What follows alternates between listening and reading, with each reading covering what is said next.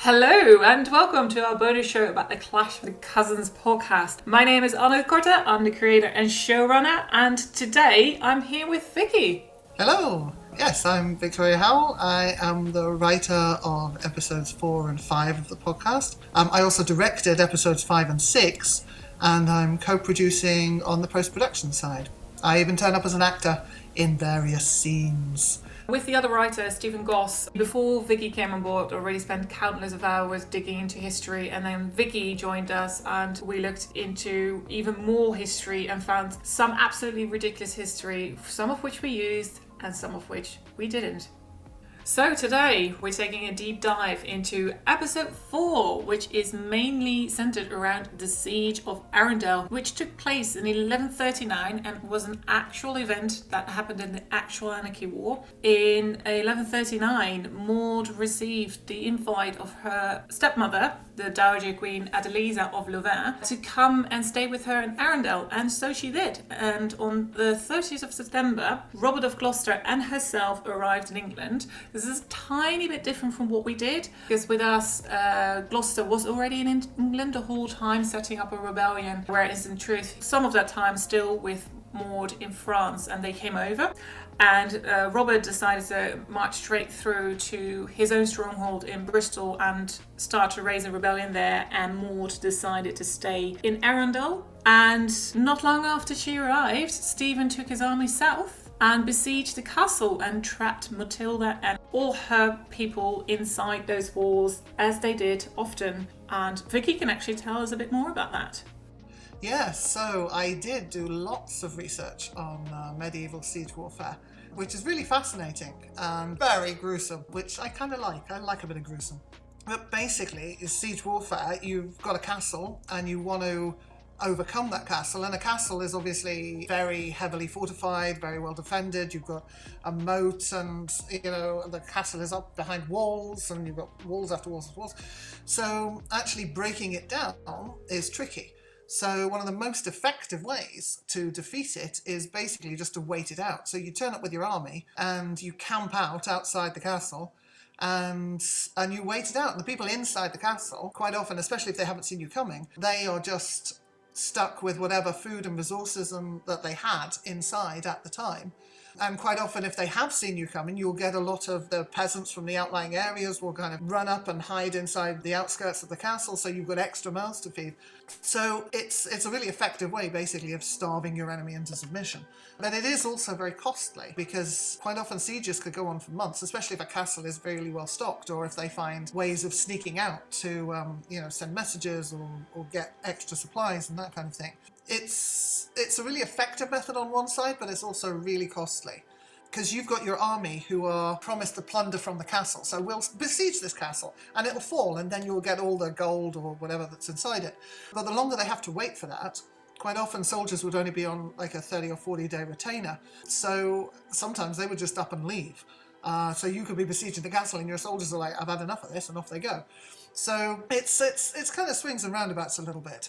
But the actual methodology they would use, I mean, it's not just about sitting there and waiting it out. You would also be mounting offences. So part of it, it's kind of psychological warfare in a lot of ways, because a lot of this, aside from, the threat of not being able to leave and starvation, and the starvation was very real, because obviously the longer it goes, the worse it gets. Food and water runs out, and you start to get sickness, and people are afraid, and there are documented cases of people eating shoe leather and horses and cats and dogs, and even cannibalism, just to kind of survive. So it was a really kind of brutal thing, and quite often, if you are the besiegers, you're chucking things over the wall. So you do want to still break down their walls, but you can take slightly longer to do it. So you'll be throwing things over to break down their morale. You might throw the heads of captured prisoners, or rocks, or diseased animals and things you're chucking over the walls. You'd have these big kind of catapult machines. You'll have siege ladders that you'll kind of be racking up against the wall and you'll be trying to climb over or tunnel underneath. So it's a very brutal way of waging war, but it's also kind of really interesting and quite fascinating, right? The tricks they would get up to. It's usually in everybody's best interest to get it over as soon as possible, because obviously the people inside are starving and the people outside want their cash. So they often would end with a truce, but the siege at Arundel, nobody's entirely clear exactly why it ended. But Anna, I think you have some more information on that and the way that we twisted it to suit our story. Yes, there was indeed a truce that was set up by Stephen's brother, Henry of Blois.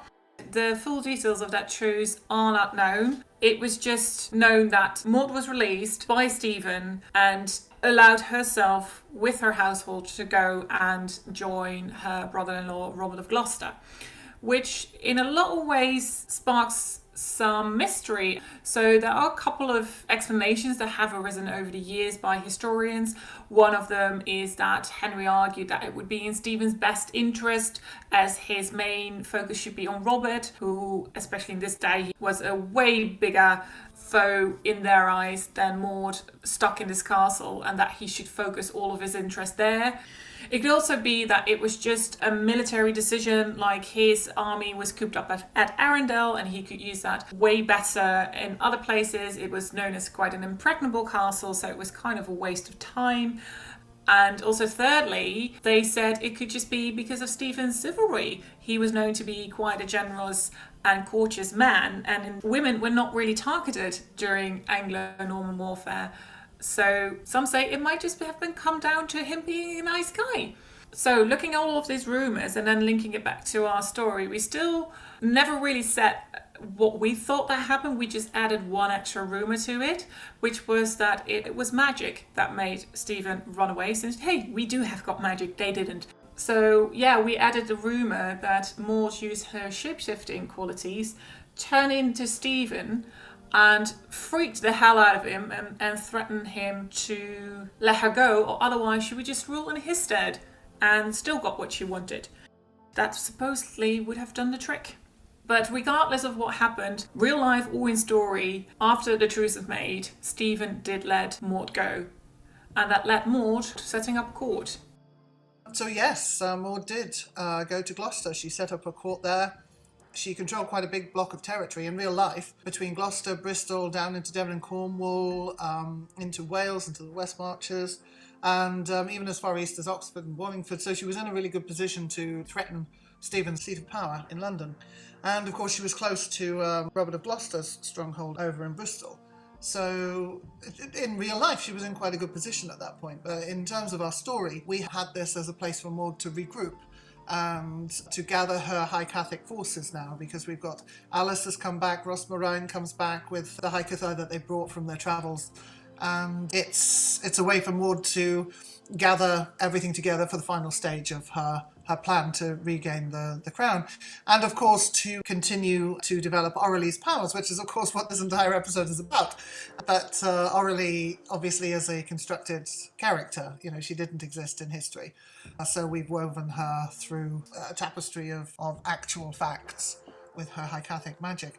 And she's a good conduit to kind of see this whole thing through, because obviously she's an innocent coming into this, and she has no knowledge of Haikathism, of Maud's campaign, of the battle that's going on for the English crown. She's a French peasant girl coming from a farming family who has not been giving any information by her mother about her High Catholic powers, so is absolutely terrified and believes that it's the work of the devil. So we've got some really lovely elements there where, the discourse between the established faith and the High Catholic faith, which is really nice to play with. Yeah, absolutely. And it's not just that, it's also showing this other side of the conflict with the church and Aurelie having a bit more of a leeway there, and Maud also taking Aurelie under her wing is sort of like taking something away from the church, making it Haikathism, and that sort of also symbolizes her main journey of technically freeing the country of England from the church. Yeah, and that's still how, from the superstition. And that's sort of like how everything found its way in this episode and melted together and got you this story that we hope you enjoyed.